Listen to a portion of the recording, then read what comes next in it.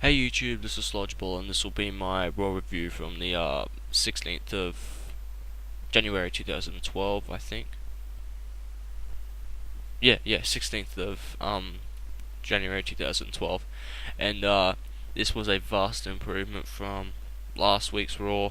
I think it just flowed better. You didn't have the stupid the Kane segment didn't really come up that often, which was a good thing. And I thought they advanced further with the Dolph Ziggler CM Punk storyline and the John Laurinaitis and CM Punk storyline. Anyway, Mick Foley, he comes out and he starts talking about how he wants to enter the Royal Rumble. He was stating that he has two new children that haven't seen him wrestle yet, and he just wants to wrestle. He wants to enter the Royal Rumble and possibly win it. He's a three-time WWE champion. So anything can happen.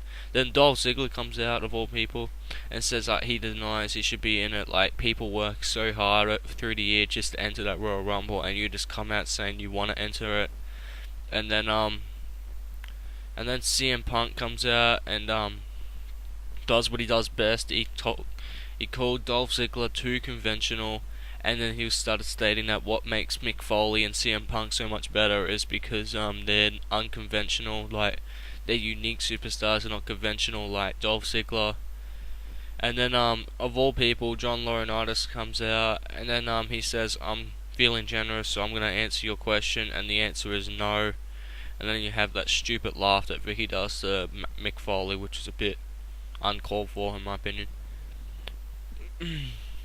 Anyway, moving on. The WWE Tag Team Championships were on the line in a house show. Yes, a few nights ago, Epico and Primo defeated Air Boom for the tag team titles, and Air Boom had claused their rematch clause against Epico and Primo tonight. So it was Epico and Primo defending against Air Boom.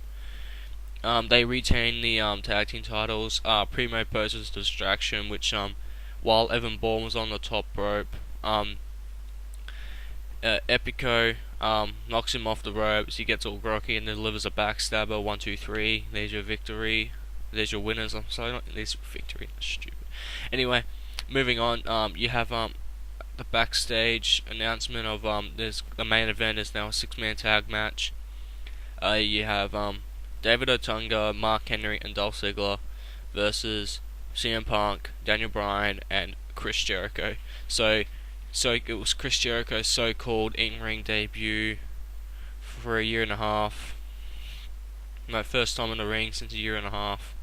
So everyone was guessing what he was going to do. Anyway, United States Championship was on the line. Jack Swagger versus Zack Ryder. Apparently at that stage, Zack Ryder was medically cleared to compete, so he came out to the ring.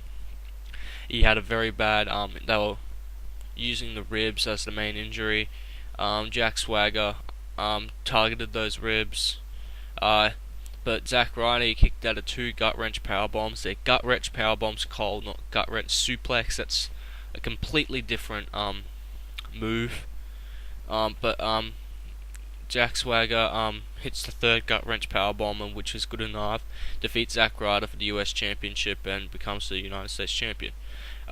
Then backstage, straight after the match, you have Zack Ryder with the doctors, and then John Laurinaitis comes out and has these medical forms saying that I should have read them. I just found out a couple of minutes ago that you weren't medically cleared to compete.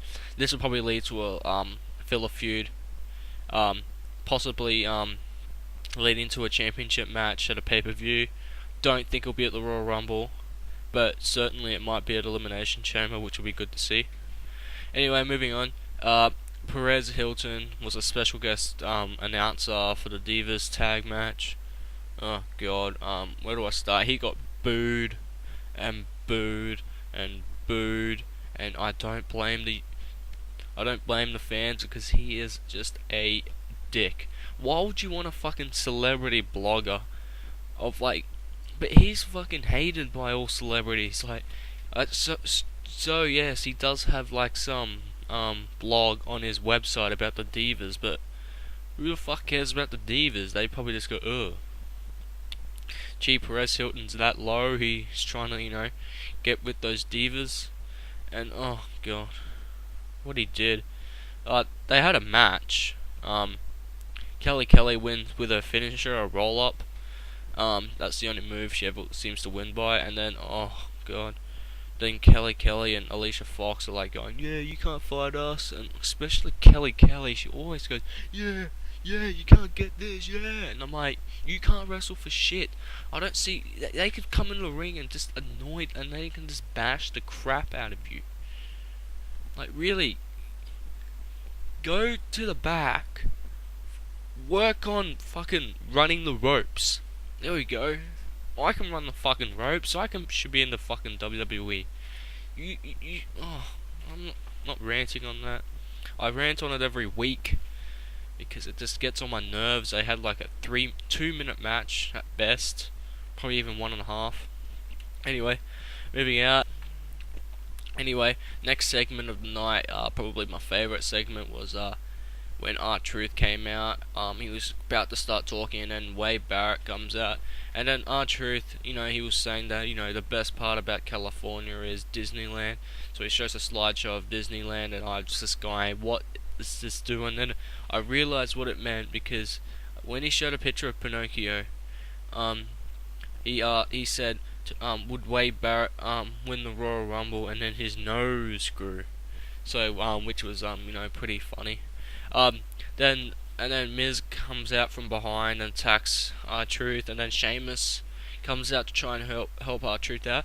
Teddy Tag Team Long comes out and announces an over-the-top rope challenge. I was shocked. I thought, oh, here we go, Teddy Long, he's going to be setting up some tag match. R-Truth and Sheamus versus Wade Barrett and The Miz. Holla, holla, holla. But no, it was an over-the-top rope challenge.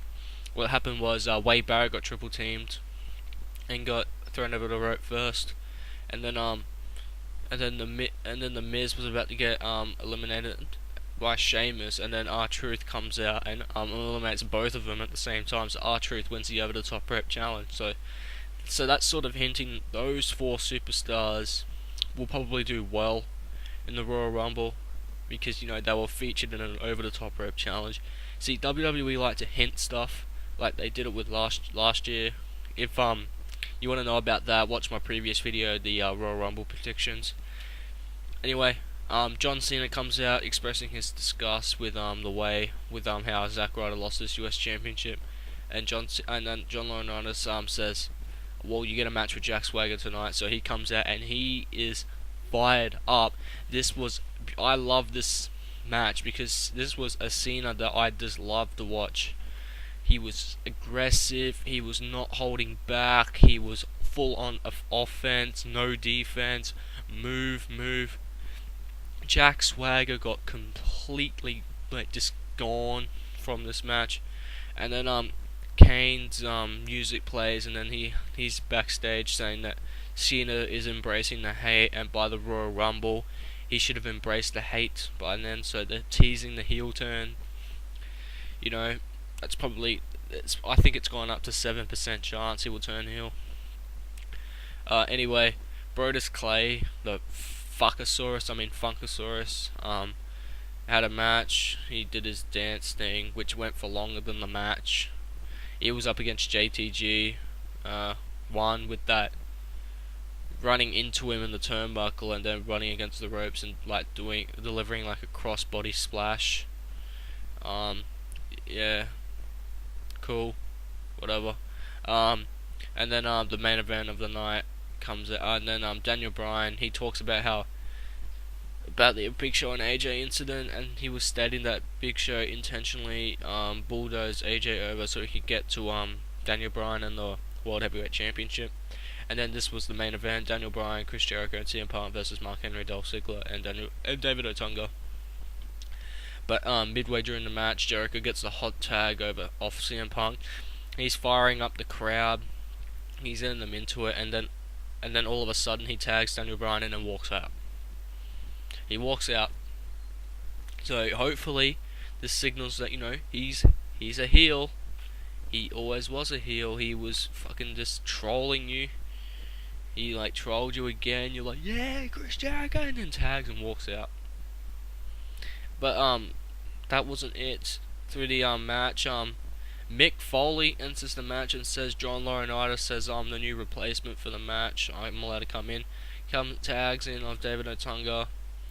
Hits the double arm DDT, and then the mandible claw. Mr. Socko makes an appearance. I don't know how old that sock is, but be pretty deadly. And he wins the match. John Laurinaitis comes out saying that he didn't allow Mick Foley to be in the match. So he's reversing this decision. He's calling it a disqualification. And then CM Punk confronts John Laurinaitis, and he completely owned John Laurinaitis. I love this bit because it was finally a face-to-face thing rather than have CM Punk and Dolph Ziggler in the ring and then have CM Punk rant about John Laurinaitis. This was good. I loved this. And then this got John Laurinaitis fired up. He was making all these decisions. He was like, I'm gonna screw Punk. I'm sick and tired of I'm put on these good matches for the WWE Universe. He can't say WWE Universe for some reason. He probably because of the amount of cigarettes he smokes. Oh, for the WWE Universe. It's hard to talk with this voice, especially if you smoke 14 packs of cigarettes a day. Like, his voice, he's gone. Hopefully I don't lose my voice. That'd be a disappointment. But anyway, moving on, I don't want to get off track. He fired up, which was good to see. He showed a bit of character. He was acting like a heel rather than pretending he's a face, but, he's a heel. He said he's gonna screw Punk. He's sick and tired of Punk disrespecting him. He's sick and tired of the WWE Universe for disrespecting him. He puts on good matches. He stated that he's gonna be the permanent Raw general manager now. And then Mick Foley's like, yep. And then he gets the microphone and attacks Mick Foley, and that ended the show. I give the show 7.5. I thoroughly enjoyed it. I think every segment, besides the Divas segment, obviously, and the US Championship, I thought that was a bit uncalled for. I didn't think Zack Ryder should have lost it. I think they should have waited a little longer and have a feud. But because I don't know, Zack Ryder, he probably needed to hold it for at least a few months, 3 minimum, at least till WrestleMania. But yeah, he didn't. Anyway, 7.5. Besides the Divas, but they don't get graded anymore. And the US Championship match probably could have been an 8 if the US Championship match didn't go the way it was. What I'm gonna do later in the week, I'm probably gonna do a rant video. I will discuss either Daniel Bryan or Brodus Clay, or both. Anyway, you can comment on how you think Raw went. You can subscribe up there if you like. Anyway, I'm Sludgeball. See ya.